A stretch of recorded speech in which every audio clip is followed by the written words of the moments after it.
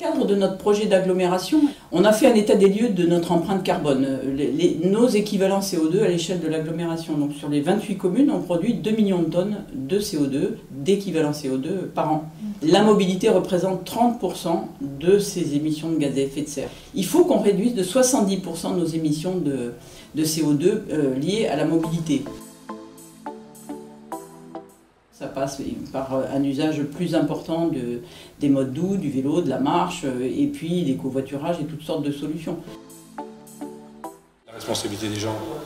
Regardez les vélos en libre service de la ville, on les retrouve dans le port, on les trouve abandonnés. On met plein de choses à disposition des gens, et les gens, ils ne font pas plus attention que ça. Il faut que l'esprit des gens change. Il faut mobiliser ceux qui sont susceptibles d'apporter des changements assez conséquents, les industries. Et ensuite, on a organisé des forums participatifs, on en a fait 3. Donc les citoyens sont emportés à travers des projets qu'on les incite à présenter et qu'on subventionne. On discute avec les commerçants sur les samedis gratuits, les bus gratuits le samedi. Alors on le fait une fois par mois, le premier samedi du mois.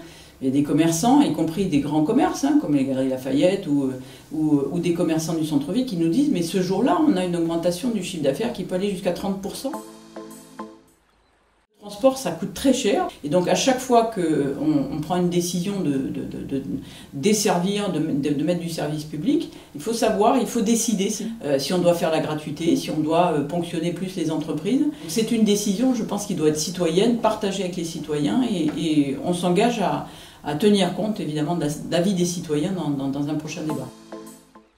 Je pense que la démocratie participative, ça ne doit pas être simplement un concept, un mot, il faut la mettre en pratique. On a été accompagné évidemment par un bureau d'études qui a invité des citoyens. On a eu 350 personnes à chaque fois, à chaque réunion, des gens mobilisés. Ils étaient honorés d'être interrogés, d'être consultés. Elle incite à vivre la ville autrement et à changer de comportement. Il ne suffit pas de dire aux gens faites du vélo, mais il faut leur donner les aménagements qui leur conviennent. Il faudrait déjà que les gens achètent plus de vélos. Il faudrait qu'on vende moins cher les vélos. Mais pour vendre moins cher les vélos, il faudrait qu'on ait moins de taxes.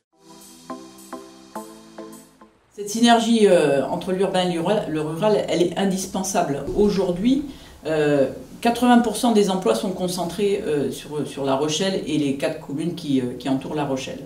Et donc, ça ne suffit pas d'avoir des solutions de déplacement pour nos propres habitants, il faut aussi qu'on coopère avec les voisins.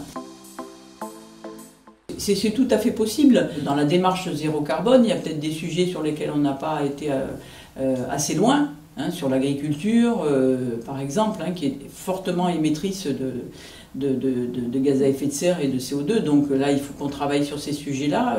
Il faut qu'on travaille sur les déchets, par exemple, les déchets des entreprises, les déchets des ménages, tout ce qui peut être retiré en fait des quantités de nuisances. Ce dont il faut convaincre la population et les acteurs économiques, c'est que c'est pour un mieux vivre et c'est pour une société qui soit plus sobre mais plus heureuse parce qu'on aura partagé un projet commun, j'espère un enthousiasme commun.